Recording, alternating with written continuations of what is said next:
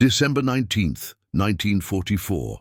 Snow fell thick over the Ardennes forest, covering Belgium in white silence. But nothing was peaceful about that winter. The German army had launched a massive counteroffensive, catching Allied forces completely off guard. American soldiers were scattered, desperately trying to regroup. In the chaos of what would become the Battle of the Bulge, one town became critical, a small crossroads called Bastogne. And there, a 28-year-old captain named James Holloway was about to make a decision that would save thousands of lives and cost him everything. Jim wasn't supposed to be a hero. He grew up in Pennsylvania, son of a coal miner who died when Jim was 14. He dropped out of high school to work at the steel mill, helping his mother and 3 younger sisters. But Jim was smart, the kind of smart that couldn't be hidden. When war broke out, he enlisted immediately. The army recognized his intelligence quickly, putting him through officer training and eventually assigning him to intelligence operations. By December of '44, Captain Holloway was with the 101st Airborne Division, working under the command trying to hold Bastogne against impossible odds. The Germans had surrounded the town completely. Every hour brought new attacks, new casualties, new reasons to believe surrender was the only option. But Jim knew something almost nobody else did, something that arrived in a classified envelope 2 days before the siege tightened. The envelope came through intelligence channels, marked with the highest security clearance Jim had ever seen. Inside were reconnaissance photographs taken by a British pilot who risked everything flying low over German positions. The images showed something devastating. The Germans weren't just surrounding Bastogne with regular forces. They were positioning Tiger II tanks, self-propelled artillery, and at least 2 full SS Panzer divisions in reserve. But that wasn't the worst part. The photos revealed the location of the German command post coordinating the entire operation, a chateau 8 miles from Bastogne serving as the nerve center. The intelligence brief was clear. If Allied forces could target that command post with an airstrike, the German assault would fall into disarray. Officers would be eliminated, communication would break down, armored divisions would lose tactical advantage. It could change the battle, maybe the war. There was one problem.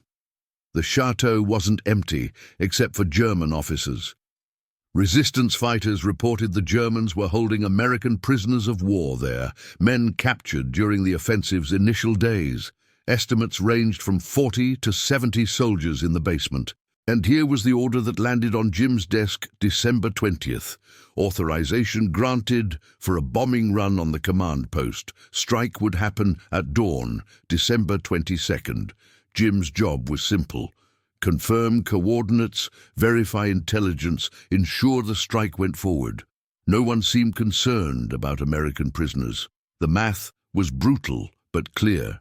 Sacrifice 40 to 70 men to save 4,000 surrounded in Bastogne, plus countless more if the German offensive succeeded. It was the calculation generals made in war rooms, far from gunfire. Jim spent that night staring at photographs spread across his makeshift desk. The faces of his men kept appearing in his mind, boys who trusted him to lead them through hell. He thought about his sisters back home, about 70 American soldiers locked in that chateau, men with families waiting too. Logic understood the military necessity, but he couldn't accept those prisoners were just numbers. Around 3 in the morning, Jim made his decision. He couldn't stop the bombing. Orders came too high up, but he could try getting those prisoners out before bombs fell. It was unauthorized, tactically questionable, probably impossible. 8 miles through enemy territory. He'd need 6 or 7 men willing to volunteer for a suicide mission. Move through enemy lines, infiltrate a guarded command post, extract up to 70 prisoners, return to Bastogne. All within 36 hours without compromising the airstrike. If German suspected Allied forces knew the location, they'd move it. Jim couldn't tell his team why, couldn't explain they were racing against their own air force. had to make it seem like standard rescue, dangerous but not suicidal. If they failed, Jim would be the only one who knew the real reason.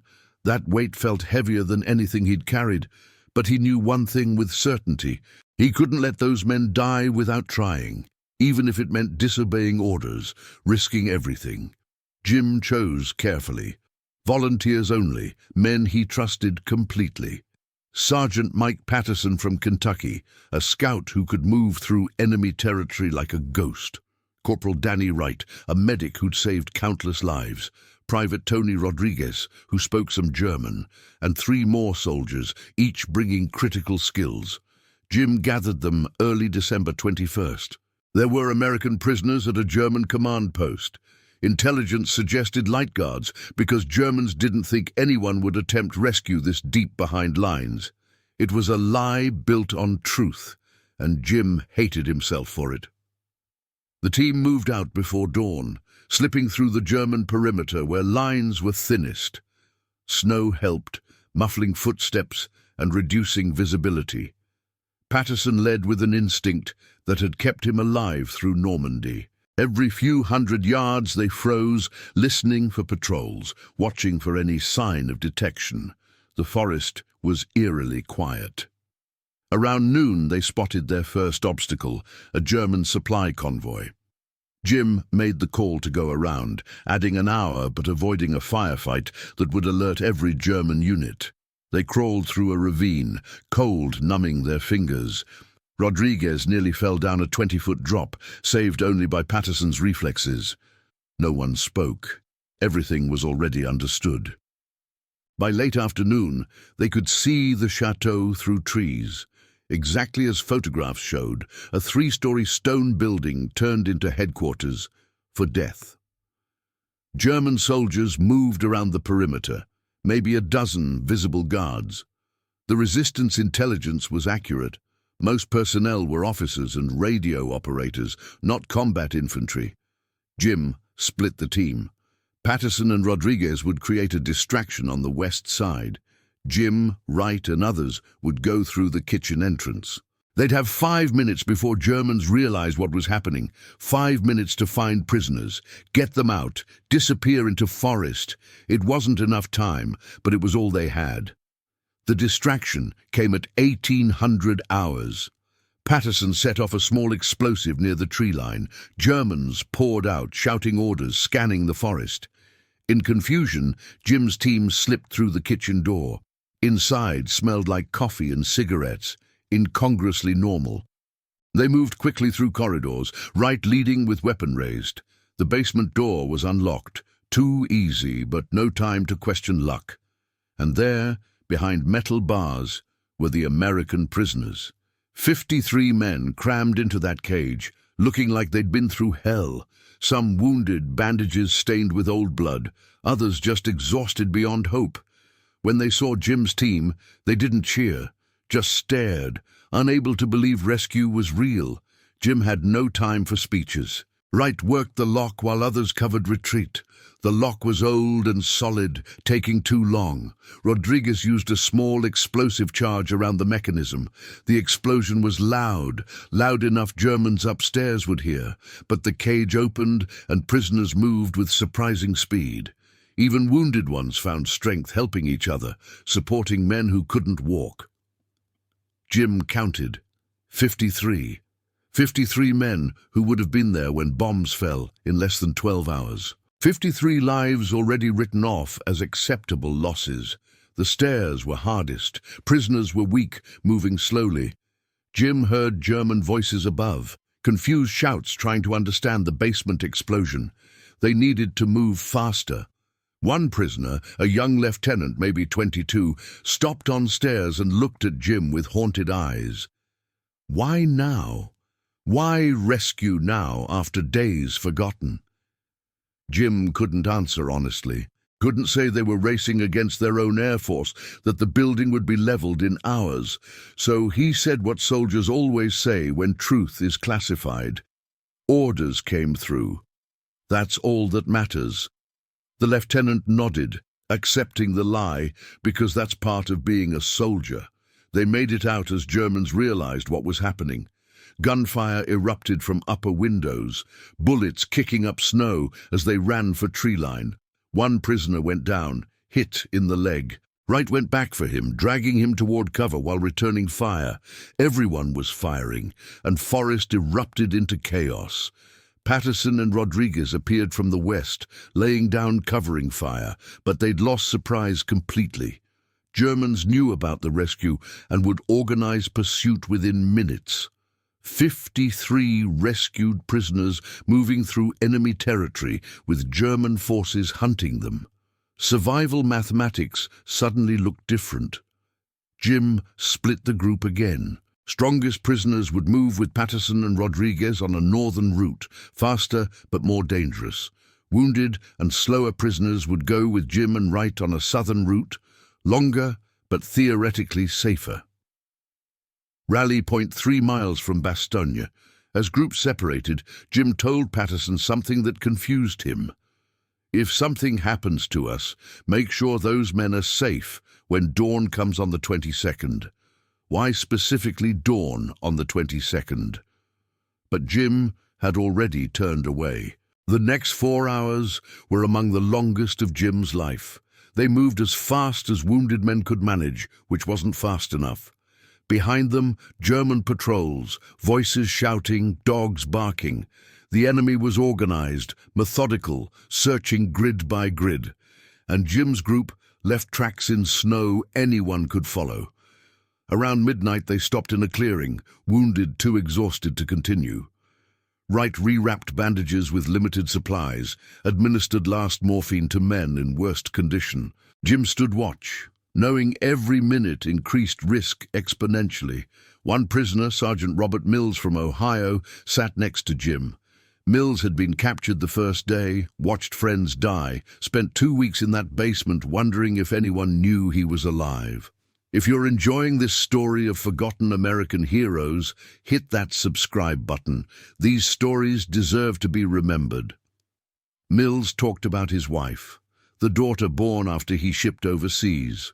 Then he asked the question Jim dreaded. What made the army finally decide to rescue us? Jim wanted to tell truth, wanted to explain nothing changed except the military's need to bomb that chateau. That rescue wasn't compassion, but timing, a personal mission undertaken without authorization. But saying that would reveal classified strike order. So Jim gave partial truth. Intelligence finally located you. Mills nodded slowly, but something in his eyes suggested he understood there was more, something unspoken and heavy. Before another question came, Wright hissed, warning. Lights. Flashlights through trees, half-mile away.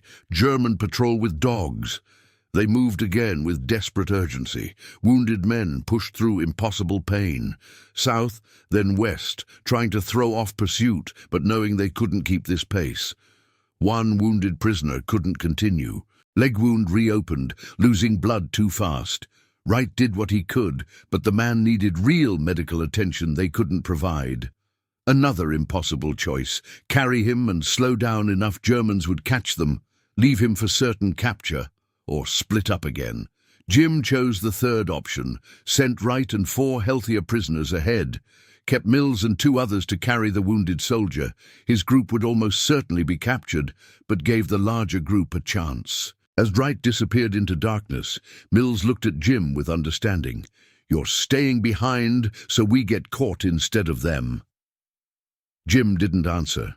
They moved slowly, carrying the wounded man, buying time with their own freedom. German patrol found them an hour later.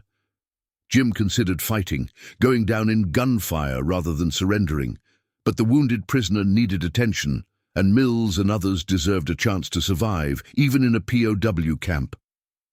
Jim ordered weapons down. The German officer looked almost apologetic. War created strange moments of humanity.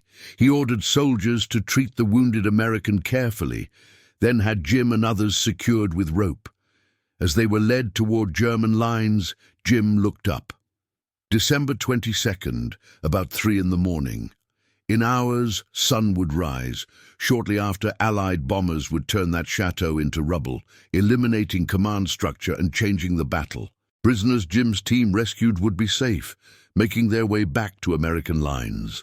The mission succeeded, even if Jim failed to escape. But something unexpected happened. The German officer received a radio message that shifted his expression from courtesy to confusion to anger. The command post had been evacuated. Allied bombers were inbound. Headquarters ordered immediate withdrawal from the chateau. The officer looked at Jim with sudden understanding. "You knew. Somehow you knew the bombing was coming. That's why you rescued prisoners tonight." Jim said nothing, but the officer was smart, piecing together timeline and implications. A rescue hours before airstrike. Prisoners extracted from a building about to be destroyed. Not coincidence. Precise timing. That meant Jim had known, had access to classified information at highest levels. The officer made a decision that saved Jim's life and made it infinitely more complicated. Instead of treating Jim as regular POW, he designated him high-value intelligence asset. Jim and his group were separated from regular processing and transported to a different facility where Germans interrogated officers who might have strategic information.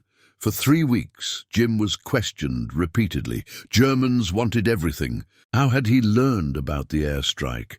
What other operations were planned? What was Allied strategy for Bastogne? Jim gave nothing except name, rank, serial number.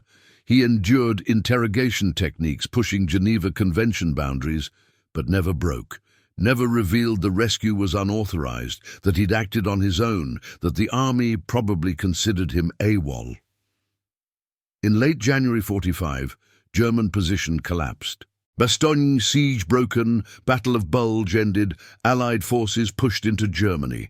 Jim was liberated with dozens of other prisoners, half-starved and exhausted, but alive. He expected a hero's welcome, recognition for saving 53 lives. Instead, he was immediately placed under arrest by military police and transported for debriefing. The debriefing was worse than German interrogation because this time Jim had to answer honestly to his own people. Officers were thorough and merciless. What had Jim known about the classified strike? Why undertake unauthorized rescue? Did he compromise operational security by getting captured? Jim explained everything. The photos, the prisoners, his decision to rescue before bombing. He succeeded. All 53 saved. Airstrike proceeded as planned. He thought truth would exonerate him. He was wrong. The army's position was clear. Jim had received classified orders and taken action risking compromise. Undertaken unauthorized mission without proper approval.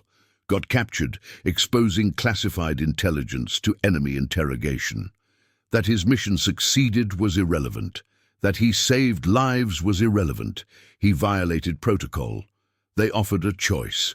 Face court-martial for disobeying orders, likely resulting in dishonorable discharge and prison, or accept a deal.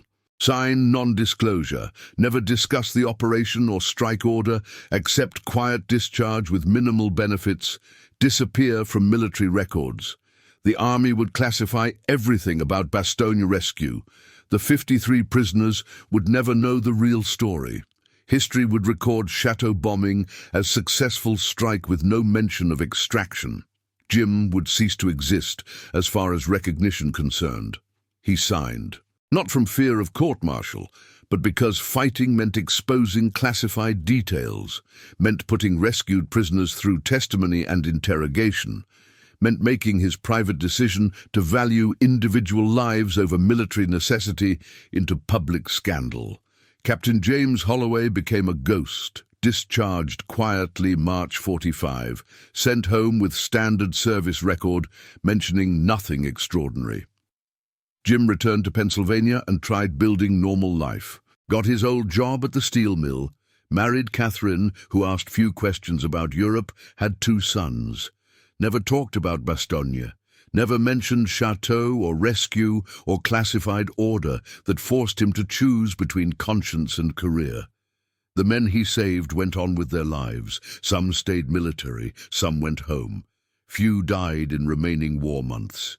But none knew the full truth of why they'd been rescued that specific night, why timing was so critical, why Captain Holloway risked everything. In 1953, Robert Mills tracked Jim down. Mills had become a journalist, spent years trying to piece together that night's story, interviewed survivors, filed information requests, talked to historians. He knew something wasn't right about official records, knew there was bigger story being hidden. Mills showed up at Jim's house carrying a folder of documents and clippings, laid out everything he'd discovered. The timing, hours before bombing, no rescue in official records, classified reports about German command posts. He asked Jim directly, "What really happened? Why won't the army acknowledge what you did?" Jim looked at evidence spread across his kitchen table, looked at Mills' earnest face, looked at the life he'd built on silence. He could have told truth. The agreement was probably no longer binding. War was over, Operation Ancient History, strategic reasons for secrecy no longer existed. But Jim made the same choice as that frozen forest, protected his men, protected the institution, protected the idea that some things matter more than recognition. He told Mills there was nothing to tell. Rescue happened because intelligence located prisoners. Timing was coincidental. No bigger story, no conspiracy, no sacrifice. Mills didn't believe him. But without cooperation, there was no story to publish. The folder went back into his briefcase, and truth remained buried. Jim Holloway died in 1987, age 71, from complications related to war injuries. His funeral was small, attended by family and friends from the mill. No military honor guard, no flag ceremony, no recognition beyond brief obituary mentioning he was a veteran. 3 men attended who his family didn't recognize. Older, in their 60s, but with military bearing. They didn't introduce themselves, just stood in back during service, then left. One was Robert Mills, still carrying the folder. Another was Mike Patterson, who'd helped with rescue and spent 40 years wondering why his captain stayed behind. The third was Thomas Chen, one of the 53 rescued, who'd become successful businessman and always suspected he owed his life to something more. They met at a diner after the funeral, 3 old men sharing coffee and memories.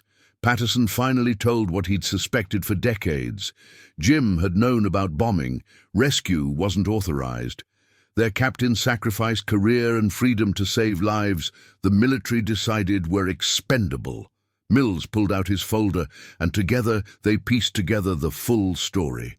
Classified photos, strike order, impossible timing. It all made sense now. Narrative of conscience overriding protocol. One man deciding numbers on casualty reports were people deserving a chance to live. They debated going public. Military records were mostly declassified. They could probably force army acknowledgement, get Jim recognition, even posthumously. But Patterson said something that stopped conversation. He wouldn't have wanted that.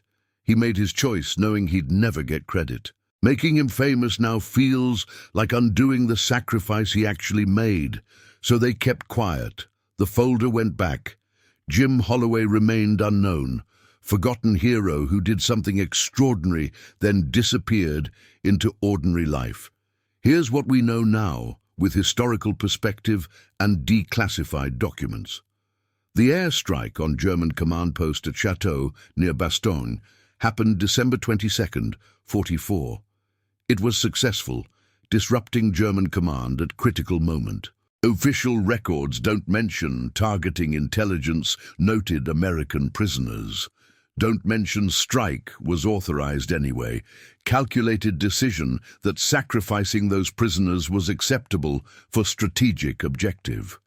And especially don't mention those prisoners weren't there when bombs fell, because one captain decided acceptable losses were not acceptable at all.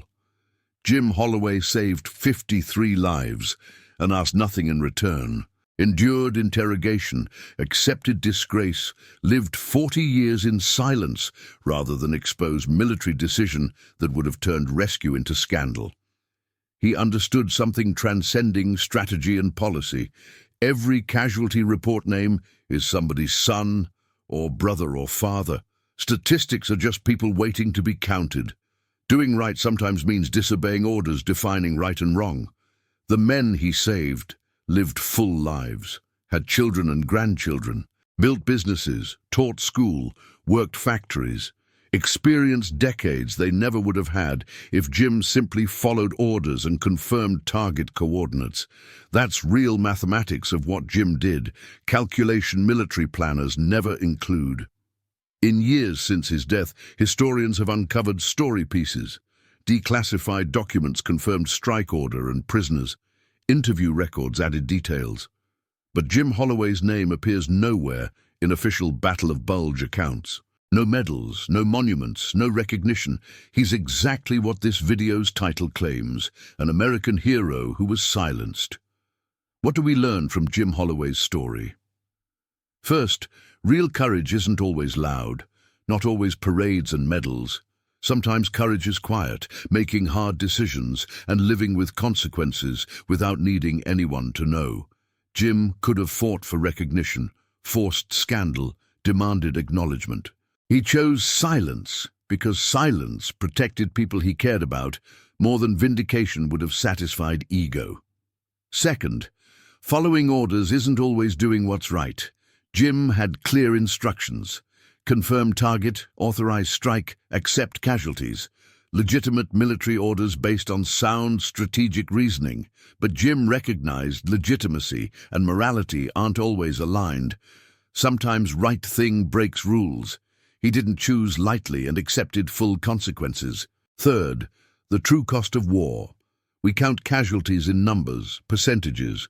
Jim understood every number represents complete human life, someone with dreams and family. Military calculated 70 lives worth sacrificing to save thousands. Jim calculated differently. You don't give up on people because math makes it convenient. Every life matters even when saving it is strategically inefficient. Finally, history doesn't always remember people who deserve remembering. We build monuments to generals and presidents making grand gestures.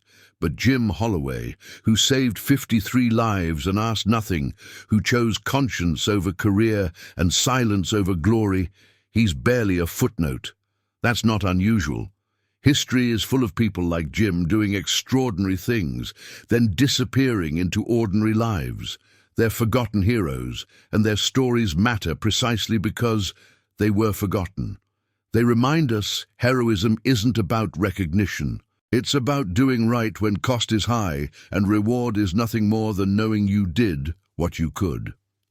Jim was a hero because when faced with impossible choice between following orders and saving lives, he chose lives. Then lived with that choice 40 years without complaint, working steel mill in Pennsylvania, raising sons, being husband and father and neighbor. Ordinary except for one frozen night in Belgium when he decided some things matter more than protocol. That's the story government never told. The American hero silenced in Bastogne. Now you know his name. You know what he did. You know the price he paid. Remember him. Remember all the Jim Holloways throughout history who made hard choices and lived with silence.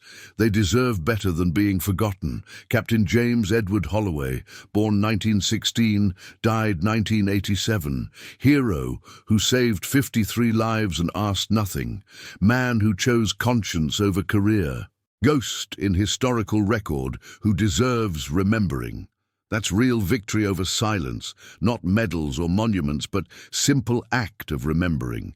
Saying their names, telling their stories, making sure quiet courage isn't lost to time.